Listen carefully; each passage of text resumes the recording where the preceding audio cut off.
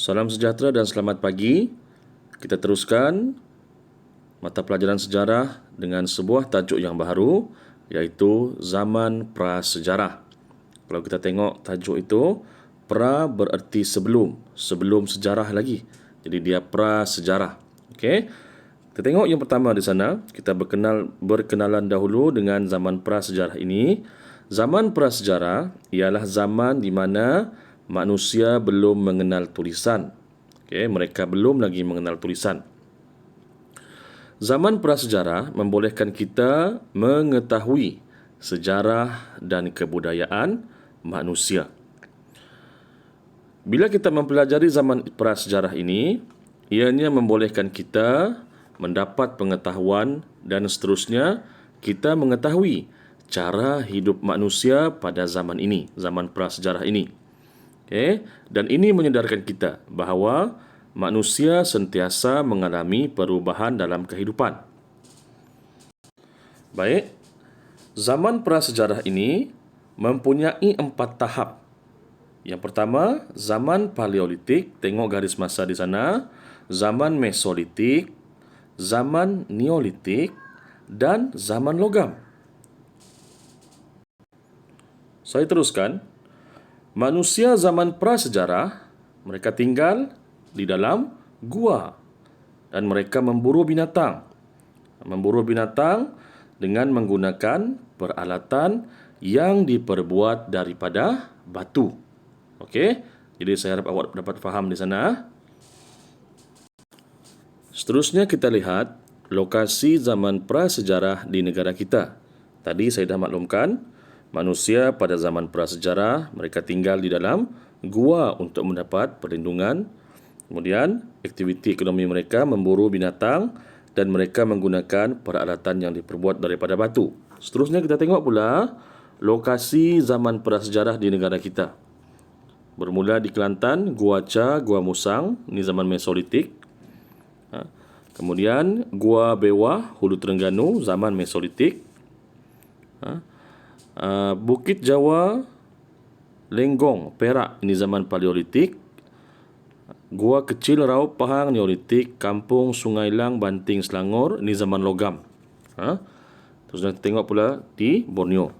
Gua Nia, Miri, Sarawak, ini zaman Paleolitik. Dan Bukit Tengkorak di Semporna, Sabah, ini pada zaman Neolitik. Kita lihat pula kehidupan manusia pada zaman prasejarah. Tengok satu persatu, awak boleh baca. Okay, saya jelaskan, Paleolitik, kegiatan sosial mereka hidup secara nomad. Nomad ni mereka berpindah randah dalam kelompok yang kecil. Tinggal di dalam gua dan mereka mahir menggunakan api untuk menghalau binatang buas. Tengok pula kegiatan ekonomi mereka.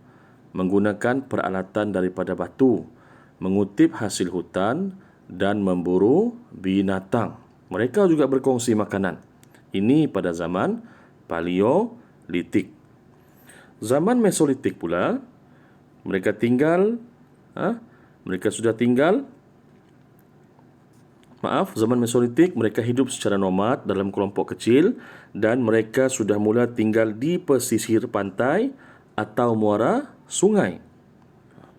Dan perkongsian makanan masih berlaku. Mereka sudah mula berkongsi makanan. Masih berlaku dari zaman Paleolitik tadi.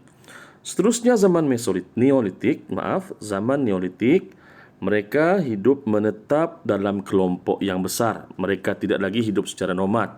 Nomad tadi artinya mereka hidup berpindah randah. Okay. Mereka menggunakan peralatan daripada batu yang lebih kemas, dilicinkan dan pelbagai fungsi. Okey. Saya ringkaskan sikit. Dan zaman logam, mereka sudah mempunyai ketua sebagai pemimpin. Kemudian, aktiviti ekonomi mereka sudah mula menjalinkan hubungan dengan kerajaan luar. Ada aktiviti perdagangan. Jadi mereka sudah mula bertukar-tukar barang. Okey? Baiklah, kita teruskan pula dengan subtajuk sumbangan teknologi. berdasarkan keempat-empat zaman ini, ada sumbangan yang telah mereka berikan dalam teknologi, perkembangan teknologi. Yang pertama, perubahan dalam pertanian. Contohnya dahulu, mereka hanya menggunakan peralatan asas seperti kayu dan batu. Tetapi pada hari ini, pada zaman sekarang ini, kita sudah mula menggunakan jentera untuk meningkatkan hasil pertanian. Sebagai contoh dulu, mereka menggunakan batu, kayu. Tetapi sekarang sudah ada mesin jentera yang dicipta untuk meningkatkan hasil pertanian. Contoh seperti padi. Tengok ada mesin yang digunakan untuk memproses padi. Okey, nombor 2, perubahan dalam komunikasi. Dahulu menggunakan lukisan, asap dan bunyi. Tetapi sekarang menggunakan alat komunikasi moden yang lebih canggih. Contoh telefon bimbit, kita menggunakan email, kita menggunakan internet, kita menggunakan telefon. Banyak yang kita alami perubahan itu. Okey, seterusnya nombor 3. Perubahan dalam sistem pengangkutan. Dahulu menggunakan perahu daripada batang pokok. Mereka buat sendiri. Tapi sekarang kita menggunakan kapal yang lebih selamat dan menjimatkan masa. Kerana kapal itu dia dibina dengan binaan yang lebih kukuh dan kuat serta lebih besar, dan dia menggunakan tenaga kuasa enjin untuk menggerakkannya. Yang keempat, perubahan dalam keperluan rumah. Dahulu mereka menggunakan kayu api untuk memasak. Manakala sekarang pula, kita menggunakan dapur elektrik yang lebih mudah dan selamat. Kita pergi saja dapur, kita petik kita punya switch dapur dan api sudah boleh dihidupkan. Kita boleh masak. Tapi dahulu lain. Mereka menggunakan kayu api untuk memasak.